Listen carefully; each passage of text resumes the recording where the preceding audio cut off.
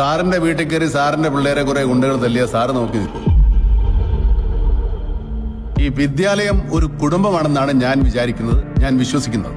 മാതാപിതാ ഗുരു ദൈവം എന്നാണ് നമ്മൾ പഠിച്ചിട്ടുള്ളത്, നമ്മൾ കുട്ടികളെ പഠിപ്പിക്കുന്നത്. ഈ കുട്ടികളുടെ മാതാപിതാക്കൾ അവരെ കോളേജിലേക്ക് വിടുന്നത് നമ്മളെ വിശ്വസിച്ചിട്ടാണ്. അപ്പൊ വിദ്യാർത്ഥികളുടെ സുരക്ഷ ഉറപ്പാക്കേണ്ടത് നമ്മുടെ ഉത്തരവാദിത്വമാണ്.